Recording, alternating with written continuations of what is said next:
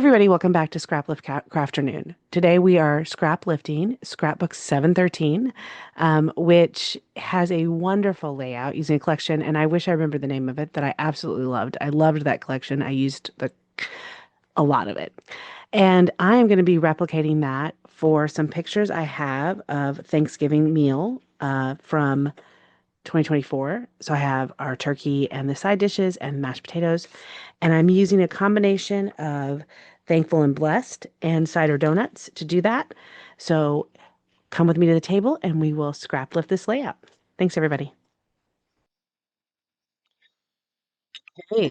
So we have the paper picked out. I loved this stripe background from Thankful and Blessed, and I thought it just really mimicked the stripe background that she used. So that's one of the reasons why I picked it.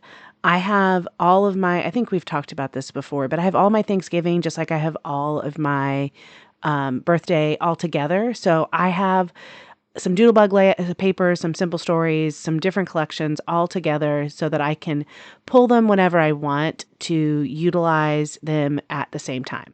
So it happens to be that I'm using this Thankful and Blessed base paper with the Cider Donuts collection, mostly for ephemera, and it just works perfectly because they're all similar colors.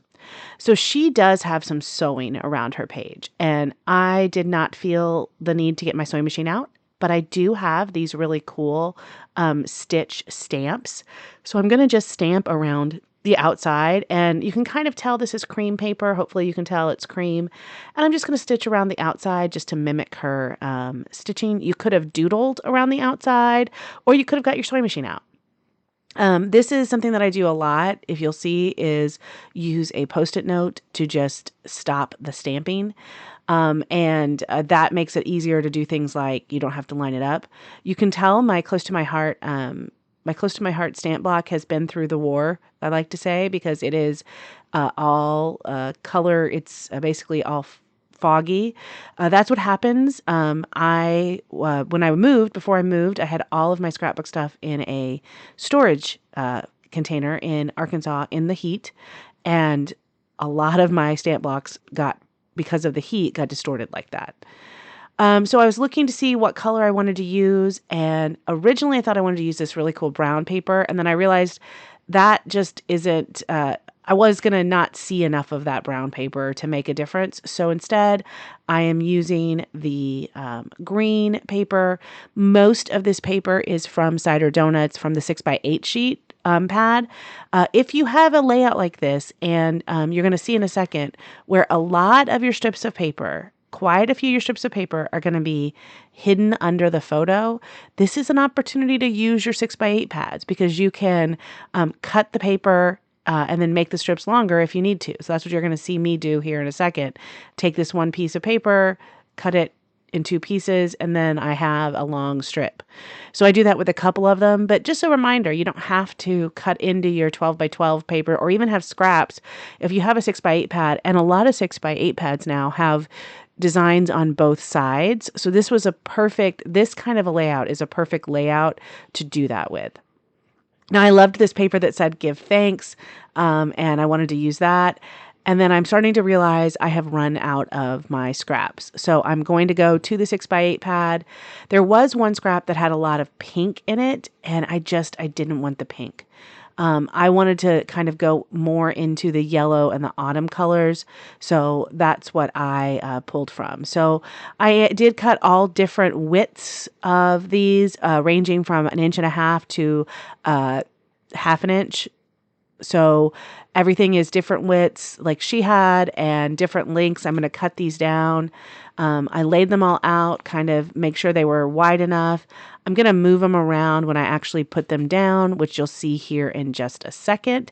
So I've messed with them. I'm going to cut them up and then end up putting them down here. And I really thought about using the stamping again, but because I have such dark paper, the brown ink is not going to show up.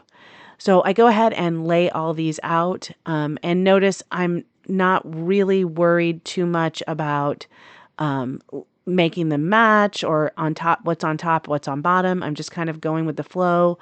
And kind of making everything work, having different heights. And this is one of those layouts that really inspired me because I used to do more of this with my scraps. And I've kind of gotten to the point now where I have forgotten to do that. So this was a good reminder to get my scraps out and kind of play with them and do things like this, making a collage background, which is really kind of what this is a collage background. And I love how it turned out, and I love that she inspired me to do this. This paper collection that she used that I wish I remembered the name of really was one of my favorite paper collections. I think it was 2024 maybe. I have so many pages. I used it until it couldn't be used. I used every scrap of that collection. And cider donuts, I kind of feel the same way about. It's just I forget that I had it because I got it and then we went directly into Christmas.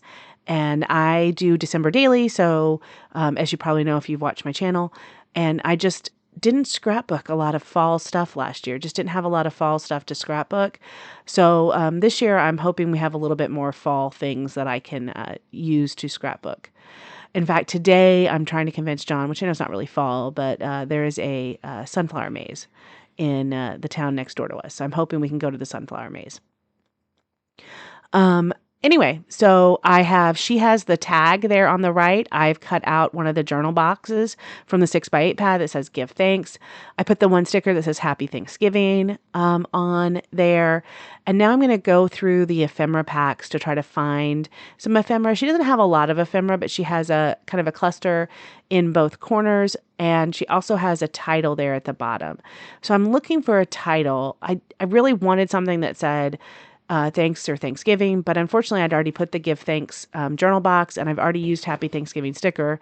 I thought about this gather together, but when I put it down there, it's just so big and it's just too big. And I just didn't, I just didn't like it.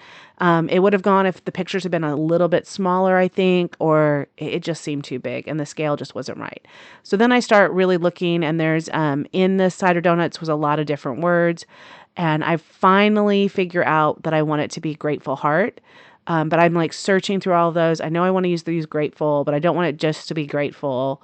And this, there's a couple of different ones. And this collection's a lot more, it's cider donuts. So it's a lot more apples than Thanksgiving. So I'm trying to find the things that are not apples related. So there's like pies and ciders and bushel and a peck.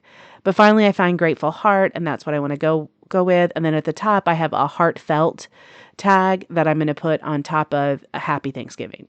So a heartfelt happy Thanksgiving and then Grateful Heart are on there. So I think we've got more than enough words and I really like how all of this kind of turned out.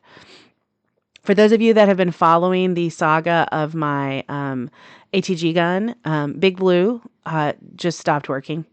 It was worse than this. So I finally figured out the shim for the ATG gun and it is now working basically like it used to, but the Big Blue, it never worked sufficiently for me to continue using it. So I am just hoping that this shim situation works for a little bit longer. I am going to search for a better gun, but it's hard for me because this is the one that I'm so used to. Also this week, for those of you that are following along in my saga, my printer stopped working. So my photo printer that I've had for years that I love dearly also stopped working. So it's been a fun week. So while I was talking about my dilemmas, you saw me put some stickers from the sticker book. So a floral and a pumpkin. And basically what you're seeing is the last stages of me finishing this layout with a few enamel dots. She has a few enamel dots kind of scattered around. I will add the journaling on here and then take a photo. The last thing I'm going to do is add the date. I did notice that she did have a date on one of the tags up there at the top, and I wanted to go ahead and do that. So I did have to Google what day was Thanksgiving in 2024. So I did that, and then I remembered when I looked through that book that they had some tags. So I pushed those little numbers together and used the yellow one, and I'm going to put it right there next to the journaling. So we have now completed this layout.